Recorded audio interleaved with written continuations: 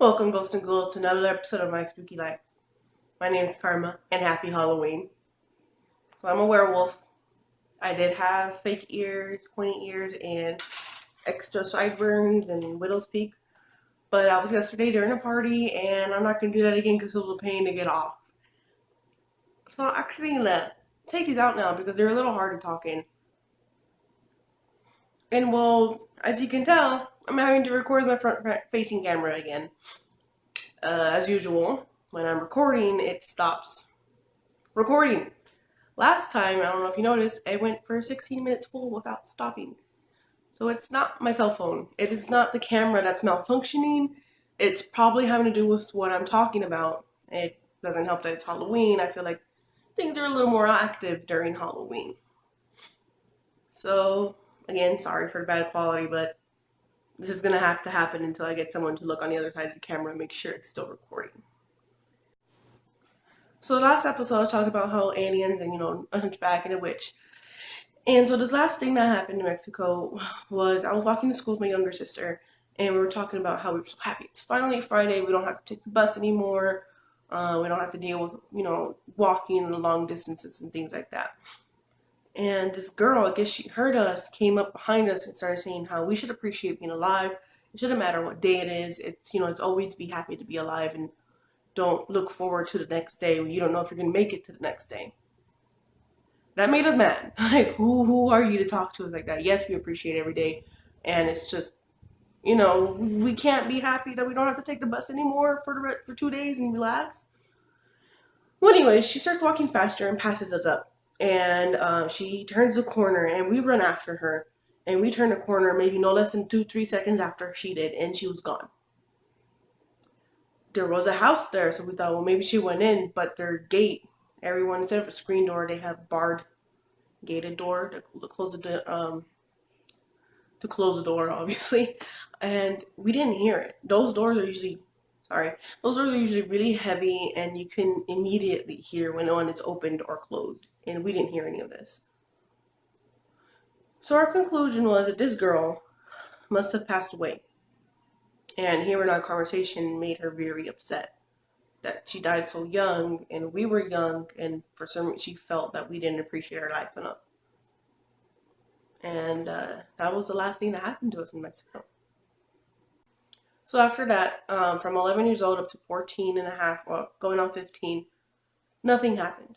Nothing paranormal happened to me at all. It was just dead silent. And then a full body operation came to me, and it was just as bad as the first time, if not worse. And it is a part that kind of brings up strong emotions for me, because half the time when I see a ghost or hear one or whatever, you don't know their backstory. You don't know their life. You don't know what happened to them or anything. You just see them and hear them, and that's it. They're gone, no big deal. You can keep going on with your life. This, out of respect, I'm not going to say her name or say what year it is, because unless you know me, you're not going to know how far back this was. Out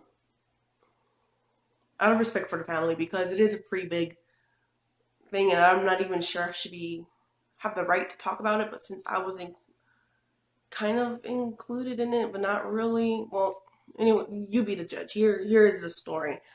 It's almost my birthday. I'm home alone for the weekend, and I have just been watching a lot of TV. I can't watch TV for too long, or else I get motion sickness and a searing headache or migraine. So I turned it off, and I was going to go ahead and take a nap. And as I'm falling asleep, I start hearing voices, or a voice. And I thought, well, maybe it's someone outside. So I just laid there, and I kept hearing the voice getting stronger and stronger.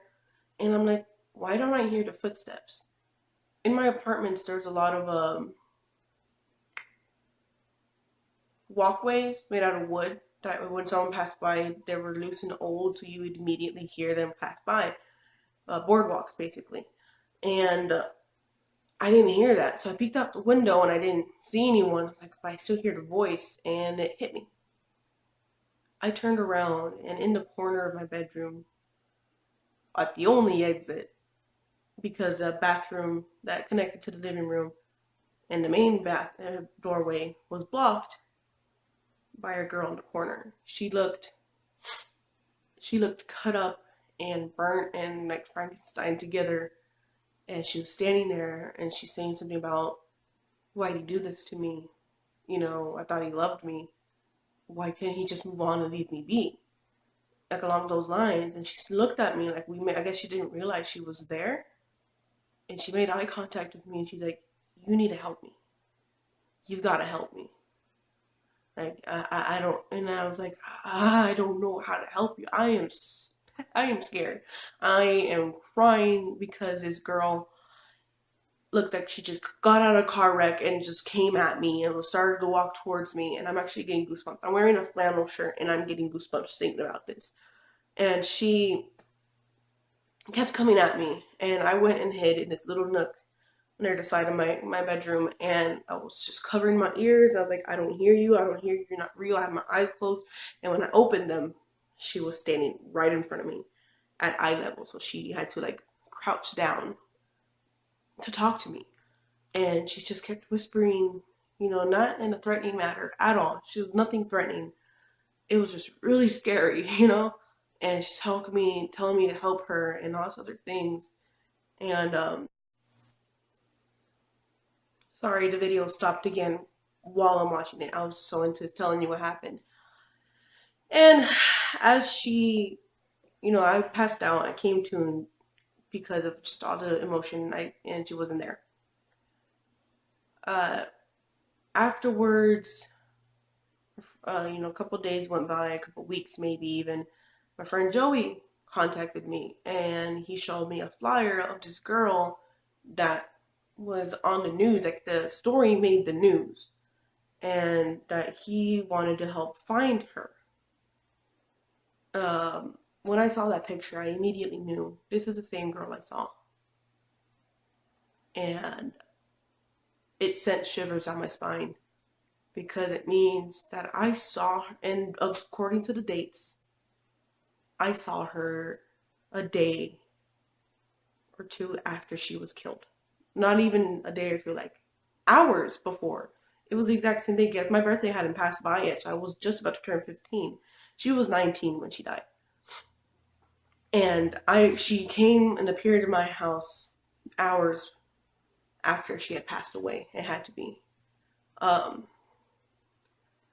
what happened to her, and this is going to get kind of graphic, so if you don't want to hear this kind of story, because it is something that really happened, I suggest you don't, well, I don't know if you want to skip forward, or I don't know. This is going to be the last story, so um,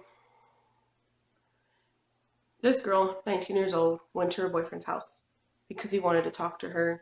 They had a bad breakup, and she went. They were arguing, and in that argument, it got so violent that she feared for her life and grabbed a knife. And she swung it at this man and cut him. Not bad, just cut him because she's scared. And what he did was strangled her to death. And once she was dead, out of panic, he took her to the restroom, and he cut her up, cut her into pieces, and there's speculation that he ate her.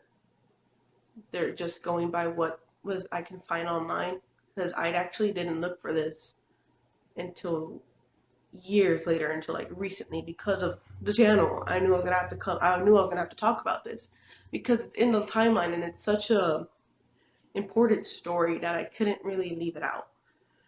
And he talked about how a cousin of his or a friend of his, someone had said that he felt like if he were to get away with murder, he'd just eat the person he killed, so that there wouldn't be any evidence left. And the neighbors said how they smelled something really bad. He had the barbecues going for 3 days, and when they saw him dumping them in the dumpster, they knew something was up. And so, from what I could read from the court information and things like that, I would actually have to go down to Houston and try to see if I can access those kind of things and actually see more into it. I don't really want to. I don't think I'm going to, because it's just too much to really want to look into. I'm, again, wearing a flannel shirt, and I'm got shivers. I've gone cold just talking about this. And the police found the girl, and of course on the girl there's probably, clothing and things like that. And there was nothing written of a body being found. That they only found teeth in the garbage disposal. So, I mean, that's to eat a person in 3 days seems a little excessive. So that's why we went into the neighboring woods to look for her. Because we figured he had to have put the rest of her somewhere. What happened to the rest of the bones? There's no way a garbage disposal would handle human bones. I just don't believe that. And there's no information. I don't know if it's because they didn't want to add that online or something. I don't know. And so knowing who she was, knowing her age, knowing her name, knowing that it happened 2-3 buildings away from my apartment. I stopped recording again. 2-3, buildings away from my apartment. It really hits me. It's not because like, oh, that could have been me. No, that's not that stupid mentality. The fact that I might have seen this girl, and I know what happened to her, and I saw her right after.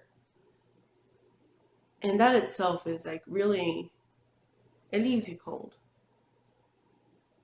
Because all these ghosts, and it reminds me that there's people who have lost someone and they don't let them go. They don't let them go. And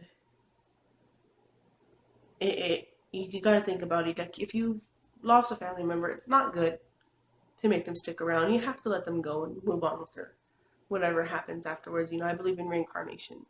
On, new circle of life. You can't, why keep them here and have their soul suffer, And that's what her soul was doing. It was suffering. She wanted help. And I feel that she found that help. Because this man was persecuted. He got caught and he's in jail. When who knows what is happening in there that he most likely deserves, And so I honestly feel she found her peace. In respects to the family, if you do look for this, the story, just read up on it. Don't go out physically to try to bother people about it,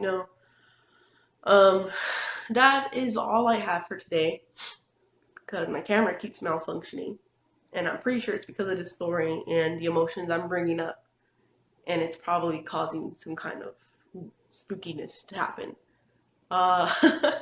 So thank you for tuning in. Thank you for the patience with the poor quality, which I feel like for this occasion is great. Because which one are the best scary movies? The old school ones. And they all look kind of grainy, so this is kind of cool. Again, thank you for watching. Please comment, subscribe, share, and follow. And I'll leave the links below for my Instagram and Tumblr. Thanks again, and stay spooky.